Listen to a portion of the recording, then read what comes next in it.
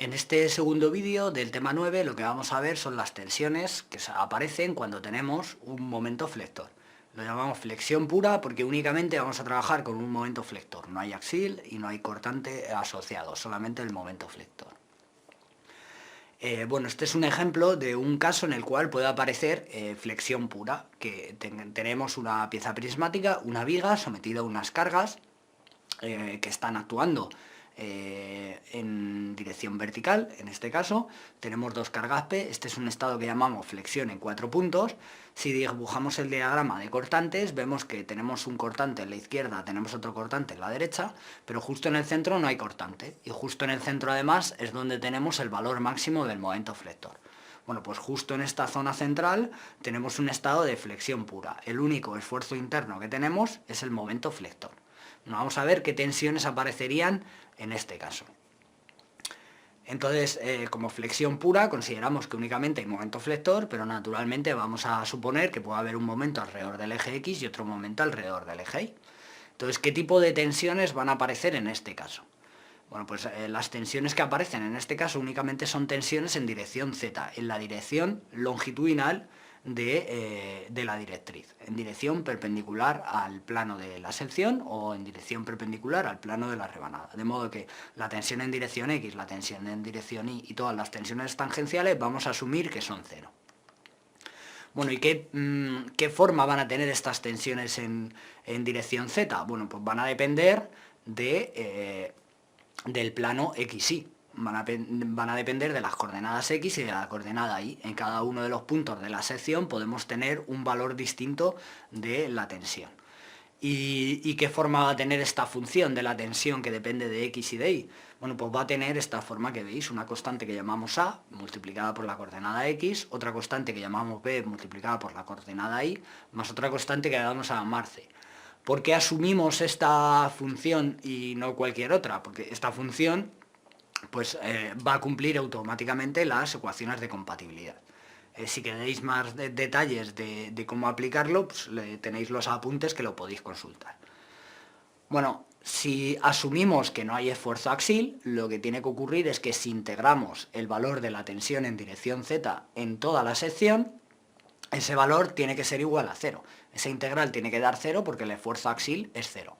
De modo que si hacemos esa integral no tenemos más remedio que asumir que la constante C va a valer 0. ¿Cómo calculamos las constantes A y B? Bueno, pues vamos a hacer un equilibrio de momentos alrededor del centro de gravedad. Si hacemos un equilibrio de momentos alrededor del centro de gravedad, por un lado tendremos que integrar el momento producido por las tensiones en cada punto, que es este producto vectorial, y por otro lado tendremos el momento alrededor del eje X y el momento alrededor del eje Y. Si sustituimos el valor de la tensión por esta función que hemos supuesto, A por X más B por Y, pues podemos despejar y obtenemos los valores de estas dos constantes, el valor de A y el valor de B. Y son estos valores que veis ahí, que dependen de los momentos flectores aplicados en el eje X y en el eje Y, y de los momentos y de los productos de inercia. Bueno, ¿qué resultado queda final? Pues tenemos que la tensión alrededor del eje Z sería el momento alrededor del eje X por esta constante, que depende de los productos de inercia y depende de la coordenada X y de la coordenada Y. Y el momento alrededor del eje Y también está multiplicado por otro valor que también depende de los momentos y productos de inercia y también, por supuesto, de la coordenada X y de la coordenada Y. Es decir, como regla general, si yo aplico un momento alrededor del eje X, el valor de la tensión va a depender tanto de la coordenada X como de la coordenada Y. Y exactamente igual si aplico un momento alrededor del eje Y. Pero ¿qué ocurre si existe algún plano de simetría en la sección? Si existe algún plano de simetría en la sección, lo que ocurre es que el producto de inercia es igual a 0. Y si en esa ecuación sustituimos el producto de inercia por 0, se nos simplifica y nos aparece esta otra ecuación. En esta ecuación lo que tenemos es que la tensión alrededor del eje Z sería el momento alrededor del eje, la tensión en dirección Z sería el momento alrededor del eje X, multiplicado por la coordenada Y entre el momento de inercia alrededor del eje X. Es decir, la tensión producida por un momento alrededor del eje X solo depende de la coordenada Y. Y exactamente igual, el momento producido alrededor del eje Y solamente produce tensiones que dependen de la coordenada X. De modo que se simplifica bastante todo si tenemos una sección simétrica. Aquí vemos un ejemplo en el que tenemos una sección rectangular y únicamente tenemos un momento alrededor del eje X.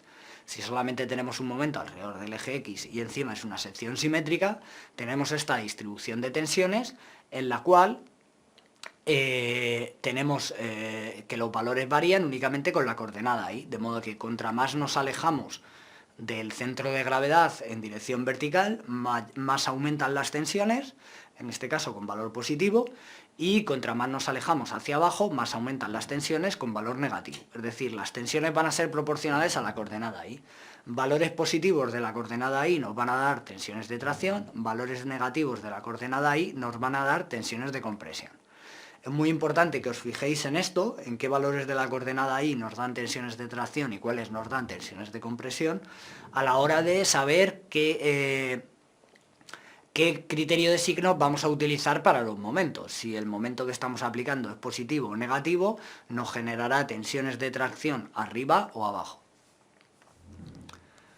Bueno, esa distribución de tensiones en las que tenemos más tensiones arriba o abajo y esta ecuación en la que vemos que por lo que estamos dividiendo es por el momento de inercia, hace que normalmente las vigas que utilizamos que vayan a trabajar a flexión tengan esta pinta, tengan esta forma de I, porque utilizamos más material arriba y abajo, que es donde tenemos más tensiones, y además ese más material que utilizamos arriba y abajo hace que aumente el valor del momento de inercia, con lo cual disminuye el valor de las tensiones. Esa es la razón, con esta ecuación se puede explicar la razón por qué utilizamos este tipo de vigas, esta geometría de sección en las vigas que trabajan a flexión.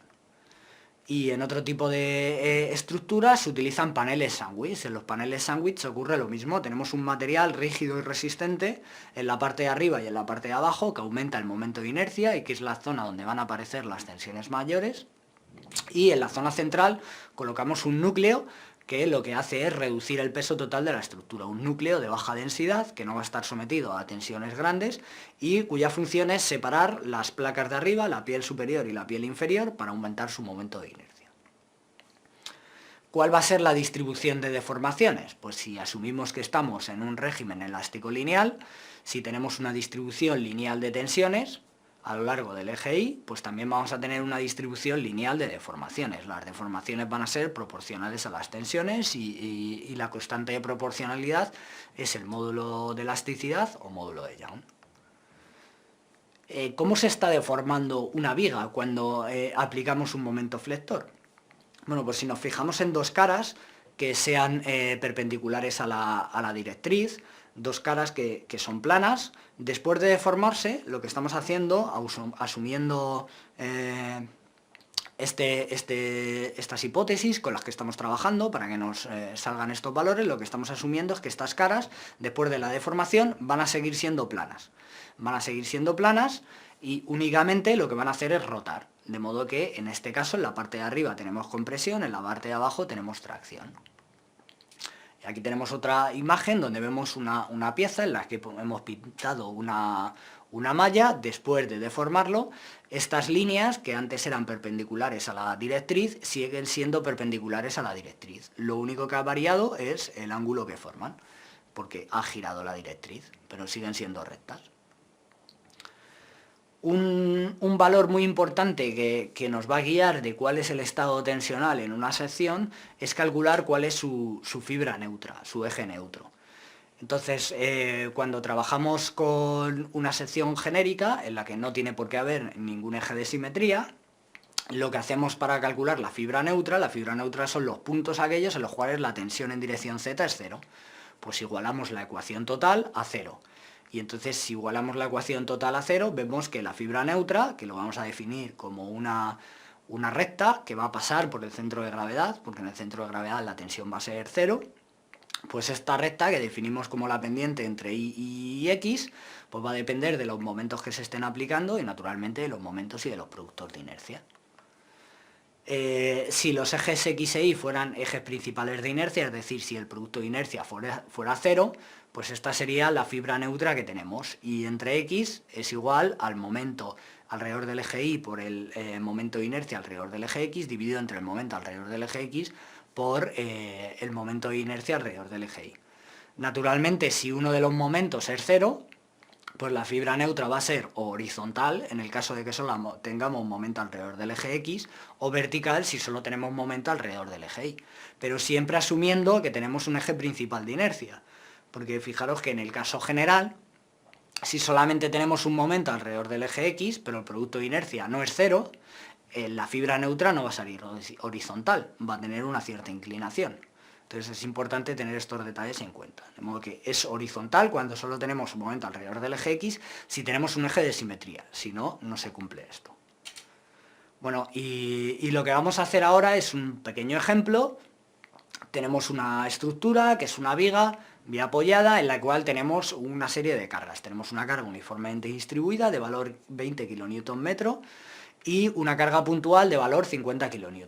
Una sección rectangular, aquí tenéis el valor del canto y del ancho, y lo que nos proponemos son calcular las tensiones normales máximas que aparecerían en esta viga. Así que darle a la pausa, intentar calcularlo. Esto no solo sirve para aplicar cómo calcular las tensiones, sino que también os va a servir de recuerdo de la parte de resistencia de materiales, de cómo calculábamos momentos flectores y cómo calculamos las reacciones. Después de darle a la pausa y de intentar calcularlo, le volvéis a dar al play y veis la solución. ¿Qué tal? ¿Lo habéis conseguido? Bueno, tanto si lo habéis conseguido como si no, si el hecho es que lo hayáis intentado. Si lo habéis intentado, cuando veáis ahora la solución, os va a resultar mucho más útil que si simplemente la veis sin haberlo intentado previamente.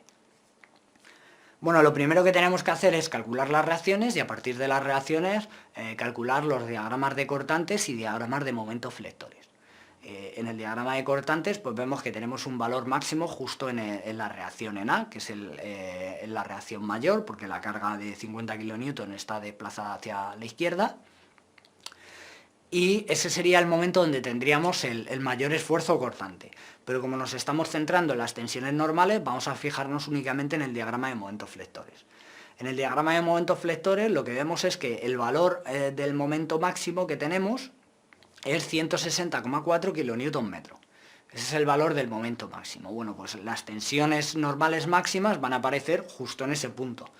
Entonces nos vamos a olvidar del resto del diagrama de momentos flectores y nos vamos a quedar con este dato. El máximo momento flector es 160,4 kN. Bueno, pues a partir de ahí vamos a trabajar con nuestra sección rectangular. Calculamos el momento de inercia. El momento de inercia de una sección rectangular es muy sencillo, es un 12avo del ancho por el canto al cubo, y la tensión máxima, por lo tanto, sería el momento aplicado dividido entre el momento de inercia por el mayor valor de la coordenada Y. Si nos vamos a la parte superior, tendríamos el mayor valor de la coordenada Y, y si nos vamos a la parte inferior tendríamos el menor valor de la coordenada Y, y por lo tanto tendríamos los mayores valores de las tensiones normales. Bueno, ahora viene la duda. ¿Cuál es el valor del momento flector? El valor del momento flector, hemos dicho que era 160,4 kN, pero ¿es positivo o es negativo? Bueno, pues aquí viene, este es el momento en el que tenemos que pensar un poco cómo aplicar las ecuaciones.